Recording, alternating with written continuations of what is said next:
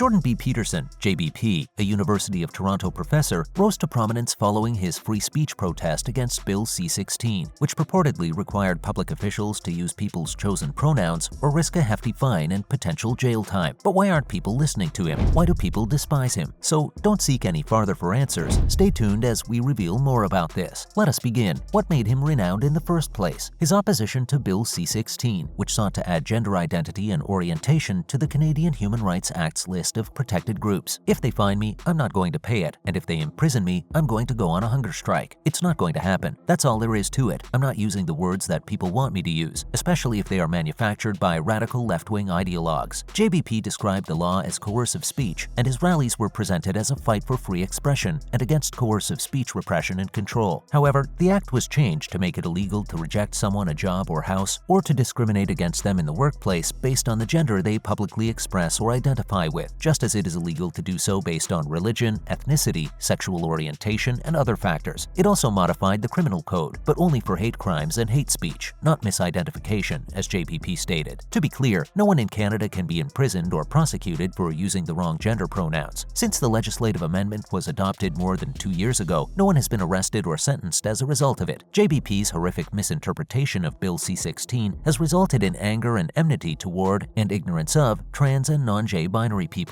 though he didn't stop there. Moving on, if you've been paying attention to JBP, you've probably heard him warn against the perils of postmodern neo-Marxism. Many individuals have brought to his attention that this word contains an inherent contradiction. Nonetheless, he has been unable to describe what he means by it adequately. It is fair to say that a significant portion of postmodernism was and still is critical of the grand narratives that Marxist theory is about, with its assumption that class warfare and economic disparities impact the course of history. It is also precariously close to the Nazi dog whistle culture Marxism that Anders Bering Breivik used. Well, it is a rehash of the actual Nazi dog whistle, culture Bolshewismus, cultural Bolshevism, that was used by the actual Nazis in Nazi Germany. It is also dangerously close to the term cultural Marxism, which was used by Bray. Again, this demonstrates that he is either incompetent or uncaring of the implications of the remarks he makes. Following that, although JBP will happily rant about the evils of postmodernism at any opportunity, he does not understand it at all and severely misrepresents what the most influential postmodernists actually thought, intended, and wrote. This is quite paradoxical, given that his own thinking might be considered postmodern. Next up, JBP would gleefully shout about the faults of Marxism at any chance, but he has no understanding of it and grossly misrepresents Marxist doctrine, which is to be expected from someone who has publicly said that he has never read any Marxist theory. Moving on, his whole preparation for a conversation with the Marxist academic Slavoj Žižek consisted of reading the Communist Manifesto, which is hardly more than a pamphlet urging people to take specific actions and contains no meaningful philosophy. In his opening statement, which lasted for 30 minutes, he detailed the flaws that he claimed to have found in this communist pamphlet and, by extension, Marxism. This is analogous to discussing a topic at the doctoral level after merely reading the course descriptions of university lectures on the subject without ever attending any of the classes. Following that, the assertions that he used in his masterpiece, Maps of Meaning, are contradicted by a number of his sources, which he uses. It is unclear if he does this purposefully or not, but he ignores the historical context of the many incidents he uses to argue for his universal archetypes. This is although the historical context contradicts his assertion. Up next, JBP alleges, among other things, that women use red lipstick because their lips turn red when they are sexually excited in a Vice interview addressing women in the workplace. JBP makes this connection between wearing cosmetics for women and sexual provocativeness and sexual displays. Although there is a valid anthropological argument, this is outrageously reductionistic for the cultural roots of cosmetics. In addition, it is entirely disconnected from the present situation. Women are culturally expected to wear at least some makeup in public. In other words, cosmetics are a product of culture. Women use makeup even in prisons that only house other women, and there have been tales of female inmates exchanging sexual favors for beauty products. This is the opposite of the common belief that wearing makeup increases one's chances of getting laid. Moving on, he questions in the same interview if men and women can work together effectively at all. Following that, JBP is sometimes derisively referred to as the Lobster King because in his literature, he cites the natural order emerging in crustaceans to argue in favor of human hierarchies. In his infamous interview with Cathy Newman, he is quoted as saying, "There is this assumption that hierarchical systems are a sociological creation of the Western patriarchy, and it is so incorrect that it is almost incredible." He uses the lobster as an example. There is this assumption that hierarchical systems are a sociological creation of the Western patriarchy because humans originated from lobsters around 350 million years ago, a common ancestor. After all, lobsters live in hierarchies and have a neurological system geared towards hierarchies, a nerve system that is remarkably similar to ours. My efforts also include demonstrating that the notion of hierarchy has nothing to do with the formation of socio-cultural systems, which is another one of my goals. This is such a gigantic red herring that it's almost funny how ridiculous it is. Nobody who can be taken seriously in the academic, political, or philosophical communities has ever claimed that all hierarchies result from socio-cultural constructions. Unfair hierarchies, namely those that are based on factors such as race, gender, economic status, and so on, are what feminists, social justice warriors, and even anarchists are rebelling against. You can use his logic the same way he uses it to promote nearly any hierarchy or authority, no matter how unjust, as the YouTuber ContraPoints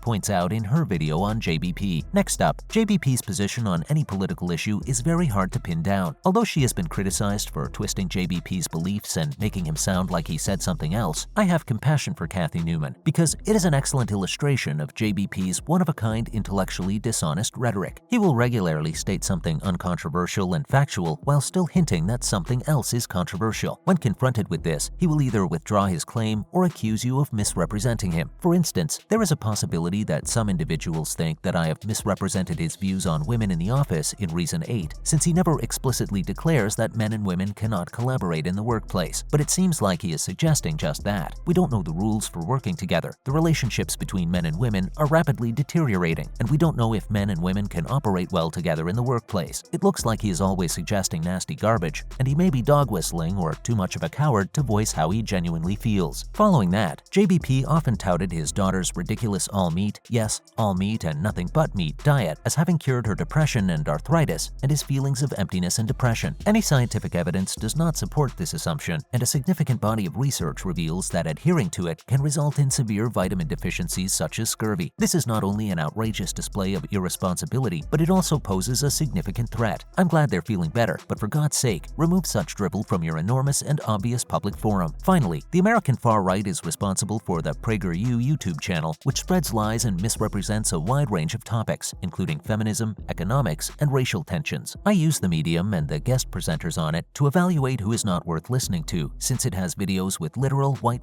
nationalists. The channel features 2 videos that JBP created. In one of them, he recommends that parents send their children to universities. However, he characterizes colleges as propaganda weapons that indoctrinate your children into dangerous far-left viewpoints, which is funny considering that he teaches at a college or university. Well, that marks the end of our video for today. We hope you enjoyed it. On your way out, make sure to hit that subscribe button to get more content like this in future. Thanks for watching.